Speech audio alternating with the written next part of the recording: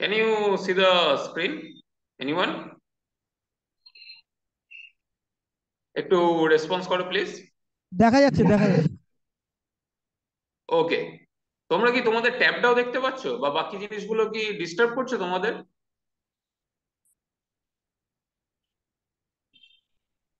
Just আমি আরেকটা source থেকে একটু লগ ইন করছি, just a minute, just to confirm.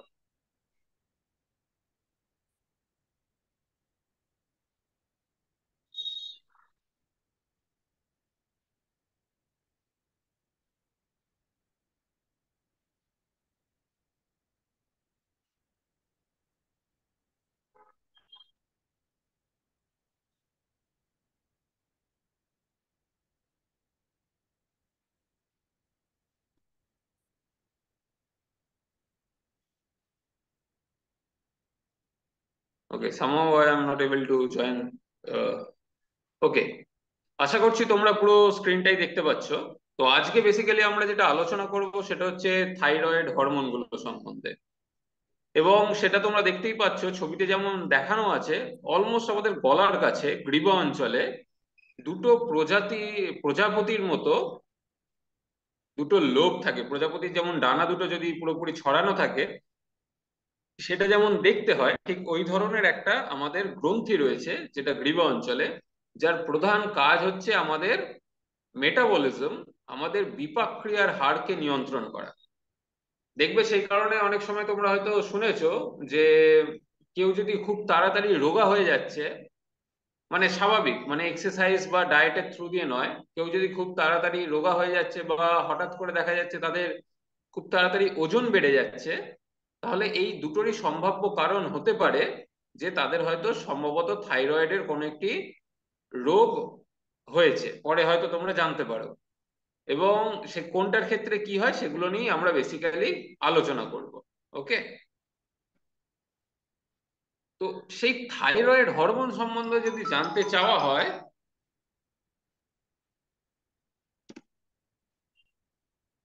সেখান থেকে কি কি হরমোন, তোমরা কি এখানে তোমাদের লেখাগুলো কি ব্লক হচ্ছে? Anyone please?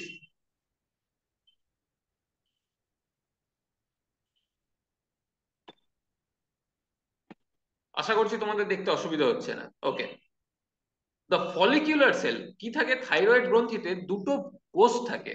সেই কোষ দুটোর নাম কি? একটা কোষের নাম ফলিকিউলার কোষ, অন্য একটি কোষের নাম প্যারাফলিকিউলার কোষ। ঠিক আছে, এখানে দেখো ইংলিশে লেখা আছে ফলিকিউলার সেল আর প্যারাফলিকিউলার সেল। এই ফলিকিউলার কোষগুলো দুটো হরমোন তৈরি করার জন্য প্রধানত তৈরি করে, জন্য দায়ী। সেই হরমোন দুটোর নাম হচ্ছে T3 এবং T4। তোমরা যদি বাড়িতে কারোর ব্লাড টেস্টের রিপোর্ট দেখো, যদি কাউকে ডাক্তার দিয়ে থাকেন যে থাইরয়েড হরমোনের পরীক্ষার দরকার রয়েছে, তাহলে সাধারণত কিন্তু সেটা হয় দেখবে TSH। What is the full form of TSH? Anyone? TSH হরমোনটার পুরো কথা কি?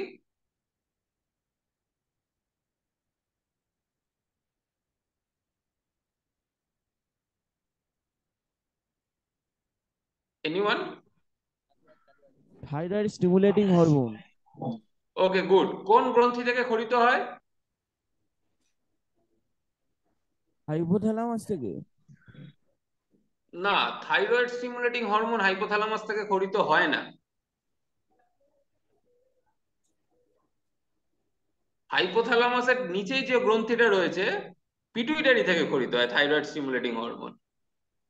আচ্ছা, তাহলে প্রশ্নটা আসছে, তাহলে হাইপোথ্যালামাস থেকে কোন হরমোন ক্ষরিত হয় যেটা থাইরয়েড স্টিমুলেটিং হরমোনের ক্ষরণকে নিয়ন্ত্রণ করে?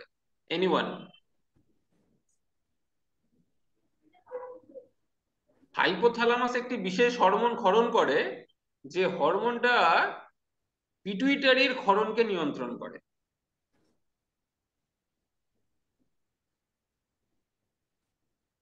এনিওয়ান? পিটুইটারিকে বলা হয় মাস্টার গ্ল্যান্ড, হাইপোথ্যালামাসকে বলা হয় master of master gland.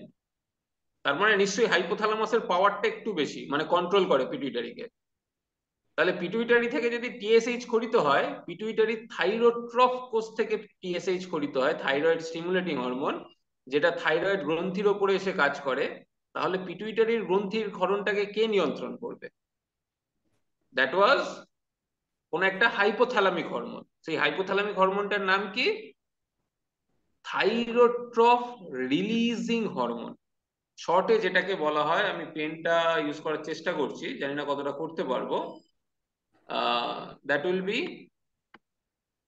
T R sorry and H, thyrotroph releasing hormone.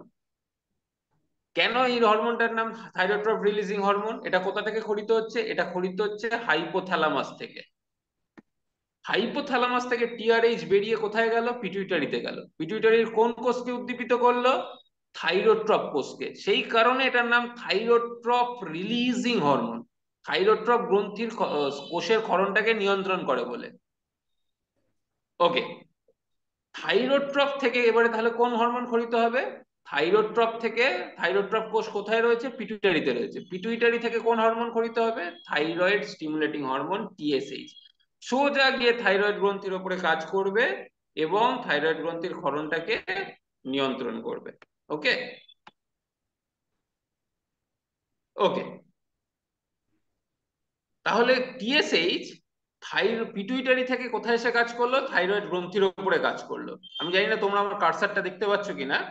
R thyroid গ্রন্থি থেকে তখন কি খরিত হবে? ফলিকুলার কোষ থেকে টি3 এবং টি4। টি3 নাম ট্রাই আয়োডো থাইরোনিন। এবারে একটু শব্দটা মনে রাখার চেষ্টা করবে, অনেক সময় এই নাম দুটো না গুলিয়ে যায়, যে টি3 কোনটা, টি4 কোনটা। শর্টটা তো মনে থাকে কিন্তু পুরোটা অনেক সময় মনে থাকে না। নাম থেকে দেখো, টি3, 3 কে বলা হয় ট্রাই, 1 হচ্ছে গিয়ে মোনো, 2 কে সাধারণত আমরা বলি বাই বা ডাই, 3 কে 3টে থাকলে সেটাকে আমরা বলি ট্রাই, 4টে থাকলে সেটাকে আমরা বলি টেট্রা, ট্রাই টেট্রা। এবারে নামের মধ্যে দেখো টি3 তে রয়েছে ট্রাই আয়োডো থাইরোনিন। এটাকে একটু সন্ধি বিচ্ছেদ করা হোক, তাহলে একটা ট্রাই পেলাম মানে 3, আয়োডো, তাহলে কথাটা আসছে আয়োডো কেন রয়েছে? আয়োডো কথাটা রয়েছে কারণ থাইরয়েড হরমোন এর একটা প্রধান উপাদান হচ্ছে আয়োডিন। আয়োডিন, আয়োডিনের অভাবে বা আয়োডিন বেশি পরিমাণে খেলে বিভিন্নভাবে থাইরয়েডের রোগ হয়। তোমরা জানো, ছোটবেলায় পড়েছো হয়তো, আয়োডিনের অভাবে কি হয়? গলগণ্ড রোগ হয়, গয়টার। থাইরয়েড হরমোনের, থাইরয়েড গ্রন্থির একটা ম্যালফাংশন, রোগ, গলাটা ফুলে যায় পুরো, গ্রীবা অঞ্চলটা। তাহলে ট্রাই আয়োডো থাইরোনিন, তাহলে সেখান থেকে এটাকে বলা হয় টি3। টি4 এর একটা ছোট্ট নাম আছে, তোমাদের যেমন ডাক নাম আছে সেরকম একটা টি4 এর নাম হচ্ছে থাইরক্সিন, অথবা টি4 কে বলা হয় টেট্রা আয়োডোথাইনোরিন। কি বলা হয়? টেট্রা, 4টে থাকে বলে, 4টে আয়োডিন থাকে বলে। ঠিক আছে। আর প্যারাফলিকুলার কোষ থাইরয়েডের কি তৈরি করে? ক্যালসিটোনিন। ক্যালসিটোনিনের কাজ নাম থেকেই দেখতে পাচ্ছ, ক্যালসিয়াম, আমাদের শরীরে ক্যালসিয়ামের মাত্রা নির্ধারণ করতে, ক্যালসিয়ামের মাত্রা নিয়ন্ত্রণ করতে ক্যালসিটোনিনের একটা গুরুত্বপূর্ণ ভূমিকা রয়েছে। ঠিক আছে, তাহলে পরবর্তী আমরা চলে যাচ্ছি এরপরে,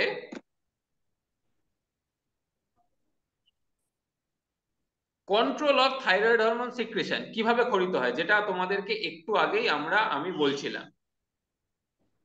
দেখো, হাইপোথ্যালামাস কি ক্ষরণ করে? যখন আমাদের শরীরে রক্তে টি3 এবং টি4 কমে যায়, 1 নম্বরটা দেখো, নাম্বার 1, যখন আমাদের শরীরে low blood level of T three and টি4, যদি আমাদের রক্তে টি3 এবং টি4 এর মাত্রা কমে যায়, অথবা কোনো কারণে আমাদের শরীরে বিপাক ক্রিয়ার হার কমে যায়, দেখো লেখা আছে লো মেটাবলিক রেট, যদি আমাদের বিপাক ক্রিয়ার হার কমে যায়, তাহলে সেটা কি করে? সেটা হচ্ছে কি টিআরএইচ, থাইরয়েড রিলিজিং হরমোনকে ক্ষরণ বাড়িয়ে দেয়। টিআরএইচ কি করে পরবর্তী কাজ? ও পিটুইটারিতে গিয়ে টিএসএইচ, থাইরয়েড স্টিমুলেটিং হরমোনের ক্ষরণকে বাড়ায়। টিএসএইচ থাইরয়েড গ্রন্থিতে চলে যায় এবং থাইরয়েড গ্রন্থির মধ্যে বেশ কিছু ফলিকেল আছে, বিভিন্ন ধরনের থাইরয়েড ফলিকেল, সেই ফলিকেলের মধ্যে উপস্থিত থাকে ওই প্যারাফলিকুলার এবং ফলিকুলার কোষগুলো। সেই ফলিকুলার কোষ থেকে কি করে? 4 নম্বর ধাপে তোমরা দেখতে পাচ্ছ, নাম্বার 4, টি3 অ্যান্ড টি4 রিলিজড ইনটু দ্য ব্লাড, রক্তে টি3 এবং টি4 বেশি পরিমাণে তৈরি হয়ে আসতে থাকে। এবং এই ঘটনাটা যখন ঘটে, তার মানে কি হলো, রক্তে আমার T3T4 কম ছিল, এখন রক্তে T3T4 বেড়ে গেছে। তাহলে কি হবে, যেই রক্তে বেড়ে গেল সেটা হচ্ছে গিয়ে পিটুইটারি এবং হাইপোথ্যালামাসকে, দেখো লাল রঙের ডট করা আছে, যে ডটেড লাইন যেটা দেখতে পাচ্ছ, যে T3T4 যখন রক্তে বেড়ে গেল তাহলে আর অতিরিক্ত T3 এবং T4 এর দরকার নেই। T3 এবং T4 যে দরকার নেই সেটা পিটুইটারি প্রথমে আর হাইপোথ্যালামাস ঠিক করবে। সেই কারণে হাইপোথ্যালামাস এবং পিটুইটারি কি করে, TRH এবং TSH এই দুটো হরমোনের ক্ষরণকে কমিয়ে দেয়। তাহলে T3 এবং T4 এর মাত্রা আবার কমতে শুরু করবে। আমরা একটা ছোট্ট ভিডিও দেখে নেব, তারপরে আমরা আবার হচ্ছে পরবর্তী ধাপটা নিয়ে আলোচনা করব। তোমরা কি স্ক্রিনটা দেখতে পাচ্ছ? Anyone please?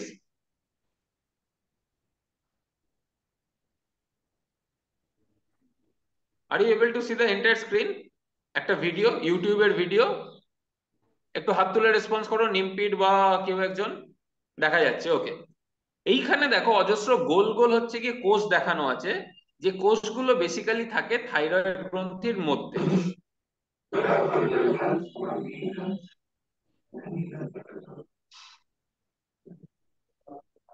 ওকে, তাহলে কোথায় থাকে দেখলে? একটা রক্তবাহ, এটা লাল যে দাগটা দেখছো তার চারপাশে থাকে বিভিন্ন ধরনের এক একটা করে থাইরয়েড ফলিকেল। আর এই ফলিকেল গুলোরই মাঝখানে থাকে বেশ কিছু ছোট ছোট, একটা সিঙ্গেল, একটা বা দুটো কোষ একত্রে থেকে একটা প্যারাফলিকুলার সেল থাকে। এই ফলিকুলার কোষগুলো কি তৈরি করে, ফলিকেলের মধ্যে উপস্থিত, এদের কাজ T3 আর T4 তৈরি করে রক্তে সাপ্লাই করা। আর এই প্যারাফলিকুলার কোষের কাজ হচ্ছে কি ক্যালসিটোনিন তৈরি করে রক্তে পাঠানো। ঠিক আছে, দেখো এবারে খুবই ইন্টারেস্টিং কিভাবে থাইরয়েড হরমোনটা তৈরি হয়।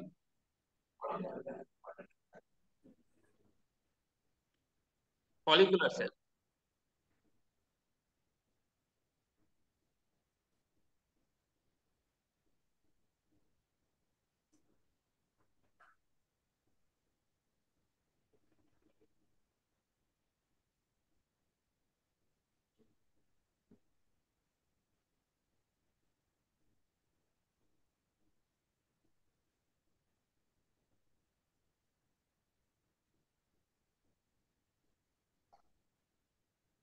দেখো কি হলো প্রথমেই, দেখো I- লেখা আছে, এটা হচ্ছে আয়োডাইন। রক্ত থেকে কি দরকার পড়ে? আয়োডিন। একটু আগে বলছিলাম, দেখবে তোমরা নুনের মধ্যে, সল্ট, আমরা যে বাড়িতে যে সল্ট খাই সেটাতে আয়োডিন আছে কি নেই। অনেক সময় বিভিন্ন অ্যাডভার্টাইজমেন্টেও দেখতে পাবে, নুনের অ্যাডভার্টাইজমেন্টে পার্টিকুলারলি বলা হয় যে আয়োডিন রয়েছে, আয়োডিন শরীরের জন্য এইরকম ভূমিকা পালন করে। এগুলো কিন্তু বলা হয়, তোমরা যদি একটুখানি সচেতন হয়ে শোনো, অ্যাডগুলো অনেক সময় তাতে বলা থাকে আয়োডিন। সেই আয়োডিনটা কি হয়, আয়োডিনটা সোডিয়ামের উপস্থিতিতে, সোডিয়ামের সহায়তায় ফলিকুলার কোষের মধ্যে ঢুকে যায়। সেই ফলিকুলার কোষ থেকে আবার একটা পেনগ্রিন নামক হচ্ছে গিয়ে চ্যানেল রয়েছে, সেটা দিয়ে ও কোলয়েডের মধ্যে, ফলিকুলার মধ্যে ঢুকে যায়। এবারে থাইরোগ্লোবিউলিন বলে একটা গ্লাইকোপ্রোটিন প্রত্যেকটা থাইরয়েড ফলিকুলার কোষের মধ্যে তৈরি হয়, যার মধ্যে তোমরা হয়তো প্রোটিন হয়তো যদি পড়ে থাকো, একটা অন্যতম অ্যামাইনো অ্যাসিড যেটার নাম হচ্ছে টাইরোসিন। এই টাইরোসিন গুলো প্রত্যেকটা, এক একটা টাইরোসিন পরপর জুড়ে জুড়ে জুড়ে জুড়ে কি তৈরি করে, একটা থাইরোগ্লোবিউলিন তৈরি করে। যে ওটার নাম, ওটা হচ্ছে কি থাইরোগ্লোবিউলিন। এই থাইরোগ্লোবিউলিনটা কোথায় তৈরি হয়? ফলিকুলার কোষের মধ্যে তৈরি হয়। ফলিকুলার কোষের মধ্যে তৈরি হওয়ার পরে সেটা হচ্ছে গিয়ে কোষের ঠিক কোলয়েডের মধ্যে চলে আসে।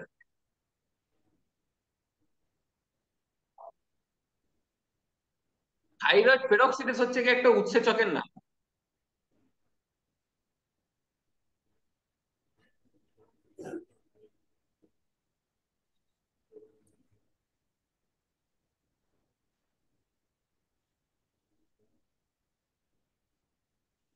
আয়োডাইডটা থেকে কি হলো, আয়ন হলো, তারপরে এই আয়োডিনটাকে দেখো প্রত্যেকটা টাইরোসিনের সাথে জুড়তে শুরু করলো।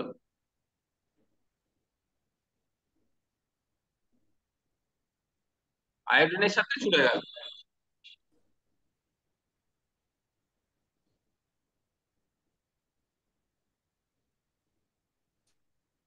যে টাইরোসিন গুলোর সাথে একটা করে আয়োডিন যুক্ত হলো সেগুলোকে বলা হয় মোনো, মানে একটা সিঙ্গেল মোনো আয়োডো টাইরোসিন।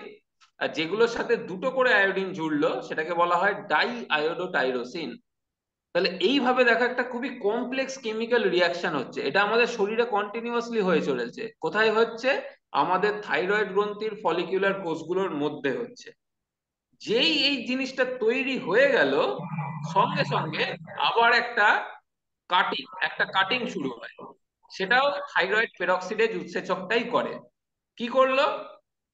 এক একটা টাইরোসিনকে টেনে আরেকটা টাইরোসিনের সাথে ডিআইটি বা এমআইটির সাথে জুড়ে দিল।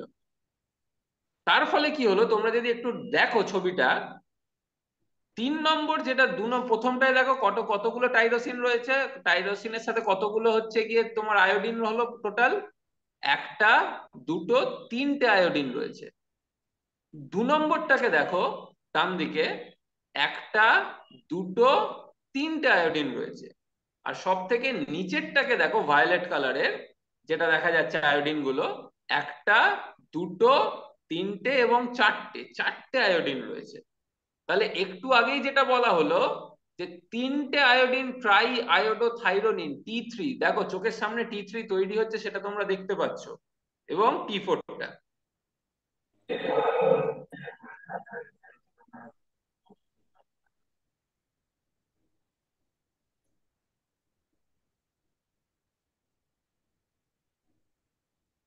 এবারে দেখো দুটো সম্ভাবনা আছে। একদম বাইরের যে বেঞ্জিন রিংটা রয়েছে, যেটা তোমরা দেখতে পাচ্ছ, যেটা টাইরোসিন বেসিক্যালি অ্যামাইনো অ্যাসিড। তোমরা ক্লাস 10 বেঞ্জিন রিং আশা করি কেমিস্ট্রিতে তোমরা পড়ে ফেলেছো। তো যে রিংটা দেখতে পাচ্ছ সেখানে কি রয়েছে, বাইরেরটাতে হচ্ছে কি একটা আয়োডিন রয়েছে, দেখো ব্ল্যাক অ্যারোটা দেখাচ্ছে, আর ভেতরেরটাতে দুটো আয়োডিন রয়েছে।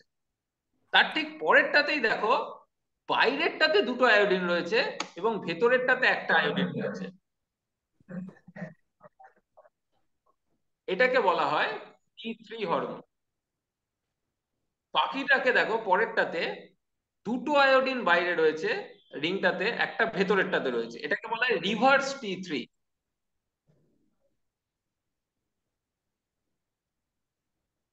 আমাদের শরীরে রিভার্স T3 সাধারণত কোনো বায়োলজিক্যাল ফাংশন নেই। মানে রিভার্স T3টা যদি তৈরি হয়, সেটা আমাদের শরীরে কোনো কাজে লাগে না। আমাদের শরীরে বিপাকক্রিয়া নিয়ন্ত্রণে কোনটা কাজে লাগে? T3টা লাগে। ভাবো, জাস্ট একটা কেটে জোড়ার সময় যদি একটা ভুল হয়ে যায়, তাহলেই তৈরি হয়ে যায় রিভার্স T3। এই রিভার্স T3 কিন্তু আমাদের শরীরে কোনো ফাংশনাল কাজে আসে না। আর পরবর্তীটা হচ্ছে গিয়ে যেখানে চারটে আয়োডিন থাকবে, তখন সেটা হচ্ছে গিয়ে ডিআইটি, এবং ডিআইটি যখন যুক্ত হয় তখন সেটাকে বলা হয় T4। এটা কোথায় তৈরি হলো? প্রত্যেকটা ফলিকলের মধ্যে তৈরি হলো। এইবারে রক্ত দিয়ে যখন টিএসএইচ আসছে, থাইরয়েড স্টিমুলেটিং হরমোন, টিএসএইচ এসে এই ফলিকুলার কোষটাকে উদ্দীপিত করছে, এবং ফলিকুলার কোষকে বলছে তুমি বেশি বেশি পরিমাণে T3 আর T4 তৈরি করো। যে T3 T4 বেশি পরিমাণে তৈরি হবে, সেটা কোথায় চলে আসবে? সেটা রক্তে চলে আসবে।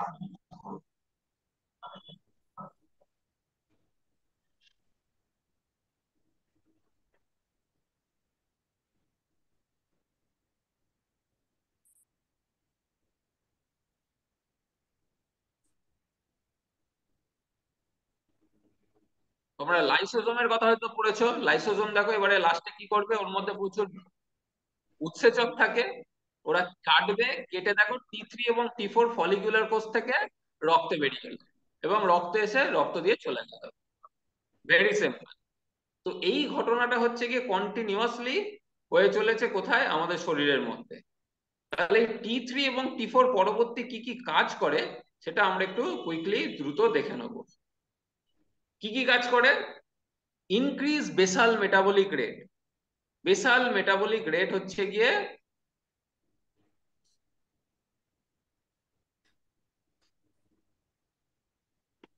বেসাল মেটাবলিক রেটকে বাড়িয়ে দেয়। আর কি করে? সিনথেসিস অফ সোডিয়াম পটাশিয়াম এটিপেজ নামক একটি উৎসেচক, যেটা আমাদের প্রচুর পরিমাণে প্রত্যেকটা কোষের মধ্যে লাগে, সেটারও হচ্ছে গিয়ে উৎপাদনটাকে বাড়িয়ে দেয়। তারপরে কি? Stimulates protein synthesis. প্রোটিন সিনথেসিসকে হচ্ছে গিয়ে বাড়ায়। আর কি করে, বিভিন্ন থাইরয়েড হরমোন গুলো ইনক্রিজ বডি টেম্পারেচার, আমাদের শরীরের তাপমাত্রা বাড়িয়ে দেয়। আর কি করে, স্টিমুলেট লাইপোলাইসিস, আমাদের শরীরে যে লিপিড থাকে, বিভিন্ন ধরনের ফ্যাট রয়েছে, সেইগুলোকে ভাঙতে শুরু করে। ডিপেন্ড করছে কোন হরমোনটা কাজ করছে, আমি ব্রডলি বলছি এখানে। Enhance some actions of catecholamine. এবারে ক্যাটেকোলামাইন কি, তোমরা হয়তো নাম শুনে থাকবে, এপিনেফ্রিন এবং নরএপিনেফ্রিন নামক দুটো হরমোনের কথা। ক্যাটেকোলামাইন হচ্ছে কি বেসিক্যালি এপিনেফ্রিন এবং নরএপিনেফ্রিন, যেটা নিউরোট্রান্সমিটার হিসাবেও কাজ করে। ভেগাস নার্ভের সাথে হচ্ছে গিয়ে, তোমরা হচ্ছে কি এটা হয়তো পড়েছিলে বায়োলজিতে, যখন নার্ভাস সিস্টেম বা স্নায়ুতন্ত্র পড়েছিলে, সেখানে যে তোমরা হচ্ছে গিয়ে অটোনমিক নার্ভাস সিস্টেম, স্নায়ুতন্ত্রের হচ্ছে গিয়ে যেভাবে আমরা যখন কোন একটা স্ট্রেস স্ট্রেস বা চাপ, যখন কোন একটা স্ট্রেস আমাদের শরীরের উপরে কাজ করে, সেটা আমরা যখন এক্সারসাইজ করছি, তোমরা যখন পড়াশোনা করছো, বা তোমরা যখন একটা গভীর চিন্তা ভাবনা করছো, তখন কি হয়, আমাদের শরীরে প্রচুর পরিমাণে এপিনেফ্রিনের ক্ষরণ হয়, এপিনেফ্রিন নামক হরমোনটা। আর যখন আমরা রিল্যাক্সেশন করছি, কোন একটা মেডিটেশন করছো, যোগা করছো, বা কোন একটা এমন কিছু কাজ করছো যেটা তোমার ভালো লাগছে এবং তোমার বডি রিল্যাক্স হচ্ছে, সেটা বেসিক্যালি বুঝবে তখন হচ্ছে আমাদের শরীরে এপিনেফ্রিনের ক্ষরণ হচ্ছে গিয়ে বেড়ে যায়। এপিনেফ্রিনের, সরি, মানে এপিনেফ্রিন আর এপিনেফ্রিন দুটোরই হচ্ছে গিয়ে ভারসাম্য, কোনটা কখন ক্ষরিত হবে সেটা নিয়ন্ত্রণ করছে। কিন্তু সেটা একটা প্যারাসিম্প্যাথেটিক নার্ভাস সিস্টেম হচ্ছে সেই সময়তে কাজ করে, যেটা আমাদের রিল্যাক্সেশনে সাহায্য করে। আর অন্য সময়তে সিম্প্যাথেটিক নার্ভাস সিস্টেম কাজ করে। তো এই দুটো নার্ভাস সিস্টেমেরই স্নায়ুর কাজটাকেই ক্যাটেকোলামাইন নিয়ন্ত্রণ করে। আরেকটা কি, regulate development and growth of nervous tissue and bones. Nervous tissue মানে স্নায়ু কোষ, যেগুলো নিউরন, তার বৃদ্ধি এবং তার যে মেনটেনেন্স থাকবে, বা যে আমাদের হাড়ের বৃদ্ধি বা ডেভেলপমেন্ট হবে বা তার গ্রোথ হবে, এই প্রত্যেকটাই থাইরয়েড হরমোন নিয়ন্ত্রণ করে। এগুলো হচ্ছে থাইরয়েড হরমোনের কিছু কাজ। তো সেই কারণে এটা বেসিক্যালি কি করে, থাইরয়েড হরমোন বিপাক ক্রিয়াটাকে যেহেতু নিয়ন্ত্রণ করছে, তো এটার ক্ষরণের ফলে বিভিন্ন ধরনের রোগ হওয়ারও সম্ভাবনা থাকতে পারে। ওকে, এবারে আমরা আসছি থাইরয়েড গ্রন্থির আরেকটা যে হরমোন প্যারাফলিকুলার কোষ থেকে খরিত হয়, তোমরা নামটা হয়তো মনে আছে তোমাদের, ক্যালসিটোনিনের কথা। আমাদের শরীরে যদি ব্লাড ক্যালসিয়ামের মাত্রা বেড়ে যায়, তখন থাইরয়েড গ্রন্থির প্যারাফলিকুলার কোষগুলো উদ্দীপিত হয়। উদ্দীপিত হওয়ার ফলে কি হয়,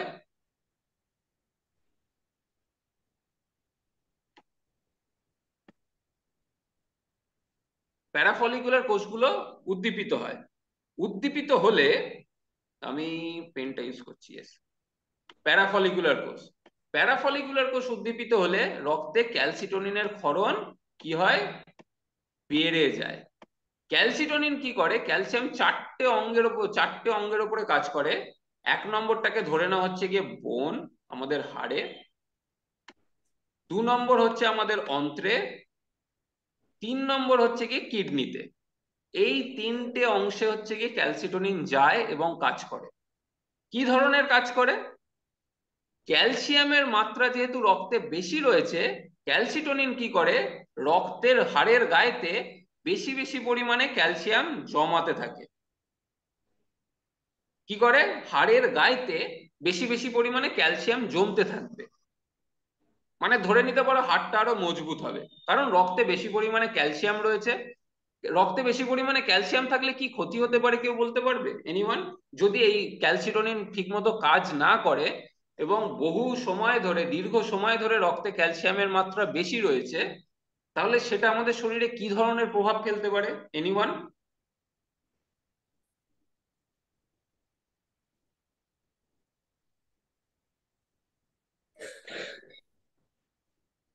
ইয়েস, এনিওয়ান?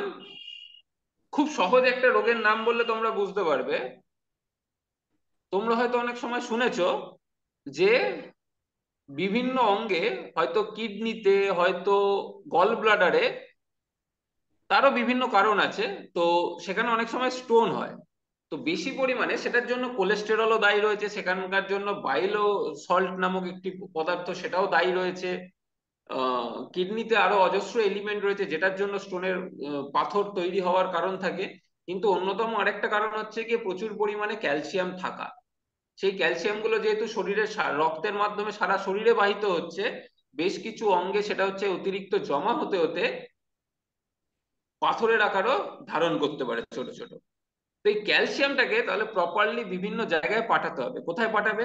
হাড়ে পাঠাবে, যেখানে promote deposition of calcium into bones. 2 নম্বর কোথায়? কিডনিতে। কিডনিকে কি বলবে যে এত বেশি পরিমাণে ক্যালসিয়াম ফিল্টার করে শরীরের মধ্যে রাখার দরকার নেই, তার থেকে ক্যালসিয়াম যাতে ইউরিনের মাধ্যমে, মূত্রের মাধ্যমে শরীর থেকে বেরিয়ে যায় সেই ব্যবস্থা করো। তার জন্য কি করতে হবে? Inhibits calcium reabsorption. ক্যালসিয়ামের যে পুনঃশোষণ হচ্ছিল আমাদের বৃক্কে, সেই পুনঃশোষণটাকে কমিয়ে দেবে ক্যালসিটনিন। তাহলে বেশি পরিমাণে ক্যালসিয়াম মূত্রের মাধ্যমে শরীর থেকে বেরিয়ে যাবে। আর 3 নম্বর, অন্ত্রে। অন্ত্রে কি কাজ করবে? অন্ত্রে বলবে খাবারের মধ্যে দিয়ে যে পরিমাণ ক্যালসিয়াম আমরা নিচ্ছি, সেই ক্যালসিয়ামটাকে শোষণ করার দরকার নেই। ক্যালসিয়াম শোষণ করতে গেলে অন্যতম একটা উপাদান হচ্ছে গিয়ে ভিটামিন D3 দরকার পড়ে। ভিটামিন ডি এর অ্যাক্টিভ ফর্ম সেটা হচ্ছে 125 ডাইহাইড্রক্সি কোলিক্যালসিফেরল বলা হয়, 125 ডিএইচসিসি। এই 125 ডিএইচসিসিটাকে হচ্ছে গিয়ে কমিয়ে দেবে। তার ফলে কি হবে? ক্যালসিয়াম বেশি পরিমাণে আর ক্ষুদ্রান্ত থেকে শোষণ হবে না, বেশিরভাগটাই মলের মাধ্যমে শরীর থেকে বেরিয়ে যাবে। তাহলে কি হলো? শরীরে ক্যালসিয়ামের মাত্রা আলটিমেটলি, রক্তে ক্যালসিয়ামের মাত্রা কমতে থাকবে। রক্তে ক্যালসিয়ামের মাত্রা কমে গেলেই আবার থাইরয়েড গ্রন্থির প্যারাফলিকুলার সেলটা কি হবে, যেটা তৈরি করছিল সেটা মাইনাস সিম্বল দিয়ে দেখানো হয়, সেটা ইনহিবিট হয়ে যাবে। এটা এখানে উদ্দীপিত করেছিল, সেটা এখন ইনহিবিট হয়ে গেল। তো এই ঘটনাটা হচ্ছে গিয়ে কন্টিনিউয়াসলি চলতে থাকে। ঠিক আছে? আরেকটা ছোট্ট, তাহলে ক্যালসিটোনিন যদি ব্লাড ক্যালসিয়াম লেভেল বেড়ে গেলে সেটাকে কমাতে সাহায্য করে, তাহলে কোনো কারণে আমাদের শরীরে যদি ব্লাড ক্যালসিয়াম লেভেল কমে যায়, পার্টিকুলারলি দেখা যায় মধ্যবয়স্ক যারা মহিলা রয়েছে, পার্টিকুলারলি যারা হচ্ছে কি মেনোপজালের স্টেজে রয়েছে, যেমন 40, 45, 46, 47 এইরকম বয়স্ক যারা মহিলা, তাদের শরীরে ক্যালসিয়ামের ঘাটতি দেখা যায়। অথবা বেশ কিছু রোগের কারণেও আমাদের শরীরে হচ্ছে কি ক্যালসিয়ামের, বা আমরা যদি খাবারের মধ্যে দিয়ে যথেষ্ট পরিমাণে ক্যালসিয়াম না গ্রহণ করি, তাহলে হচ্ছে কি ক্যালসিয়াম আমাদের রক্তে কমে যায়। কি ধরনের কমে যায়? যদি তাহলে রক্তে ক্যালসিয়ামের মাত্রা কমে গেল, তাহলে সেই সময়তে একটা গুরুত্বপূর্ণ অঙ্গ, একটা অন্তঃক্ষরা গ্রন্থি গুরুত্বপূর্ণ ভূমিকা পালন করে, সেটা হচ্ছে প্যারাথাইরয়েড গ্ল্যান্ড। প্যারাথাইরয়েড গ্ল্যান্ড কোথায় রয়েছে? ঠিক থাইরয়েড গ্রন্থির পাশেই, সাথে লেগে রয়েছে। টোটাল আমাদের 4টে প্যারাথাইরয়েড গ্ল্যান্ড রয়েছে, প্যারাথাইরয়েড গ্রন্থি। কোনো কারণে যদি থাইরয়েড গ্রন্থিতে ক্যান্সার হয়, বা কোনো কারণে থাইরয়েড গ্রন্থিটার কোনো একটা পোর্শনকে কেটে বাদ দিতে হয়, তখন কিন্তু প্যারাথাইরয়েড গ্রন্থিরও কাজ অনেক সময় বিঘ্নিত হয়। তাহলে প্যারাথাইরয়েড গ্রন্থির কাজ কি? প্যারাথাইরয়েড গ্রন্থি ঠিক থাইরয়েড গ্রন্থির সাথে জুড়ে রয়েছে, একদম 4টে থাকে টোটাল প্যারাথাইরয়েড গ্রন্থি। এবং প্যারাথাইরয়েড গ্রন্থি কি করে? ঠিক একই কাজ করে।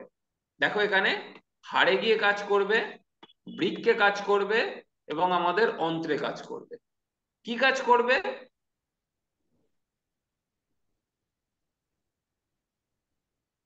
প্যারাথাইরয়েড হরমোন প্যারাথাইরয়েড গ্রন্থি থেকে ক্ষরিত হবে। কখন ক্ষরিত হবে? যখন আমাদের রক্তে ক্যালসিয়ামের মাত্রা কমে যাবে। ক্যালসিয়ামের মাত্রা কমে গেলে কি হবে? আমাদের ক্যালসিয়াম সব থেকে বেশি পরিমাণে কোথায় জমা থাকে? এনিওয়ান? সব থেকে বেশি পরিমাণে ক্যালসিয়াম আমাদের কোথায় জমা থাকে?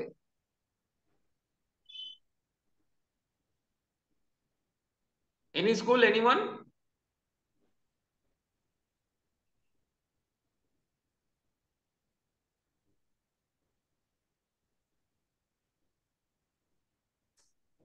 আমাদের শরীরে সব থেকে বেশি ক্যালসিয়ামের স্টোর হচ্ছে আমাদের হাড়, আমাদের বোন। আমাদের হাড়ের মধ্যে সব থেকে বেশি পরিমাণে ক্যালসিয়াম থাকে, শক্ত মজবুত হাড় আমাদের। তাহলে বোনস কি হবে? হাড় থেকে প্যারাথাইরয়েড হরমোন হাড়ের ওপরে গিয়ে কাজ করবে এবং হাড় থেকে ক্যালসিয়ামকে, ধরে নাও মাটি খুঁড়ে যেমন কোনো কিছু বার করা হয়, হাড় থেকে ক্যালসিয়ামকে বার করতে শুরু করবে। তার ফলে কি হবে জিজ্ঞেস করতেই পারো, তাহলে তো হাড়টা দুর্বল হয়ে পড়বে। এক্স্যাক্টলি, প্যারাথাইরয়েড হরমোন হচ্ছে গিয়ে যদি হাড়ের ওপরে দীর্ঘ সময় ধরে রক্তে যদি ক্যালসিয়ামের মাত্রা কম থাকে, তাহলে কিন্তু হাড় আস্তে আস্তে দুর্বল হতে থাকে। কেন দুর্বল হতে থাকে? কারণ প্যারাথাইরয়েড হরমোন রক্তে ক্যালসিয়ামের মাত্রা নিয়ন্ত্রণ করার চেষ্টা করে। এনিওয়ান কেউ বলতে পারবে আমাদের শরীরে ক্যালসিয়ামের কাজ কি? Anyone, any student, just guess. আমাদের শরীরে ক্যালসিয়াম তোমরা পড়ার সময় কোথায় কোথায় কাজে লাগে? কেন ক্যালসিয়াম এত গুরুত্বপূর্ণ? এনিওয়ান, মাইক্রোফোন অন করে, ইয়েস, নিমপিট।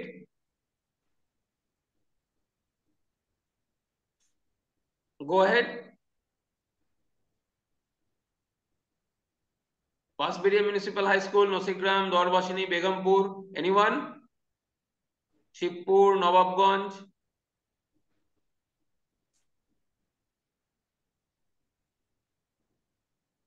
তোমরা কোথায় শুনেছো যে ক্যালসিয়ামের কাজ কি? হাড় মজবুত করে। হ্যাঁ, হাড় তো মজবুত করে ক্যালসিয়াম, কারেক্ট। কিন্তু হাড় মজবুত করা ছাড়া ক্যালসিয়ামের আর কি কাজ আছে? তুমি যে উঠে দাঁড়ালে এই মাত্র, তোমার কিন্তু বেশ কিছু ক্যালসিয়ামের দরকার পড়লো। বলো তো কি কাজে লাগলো ক্যালসিয়ামটা?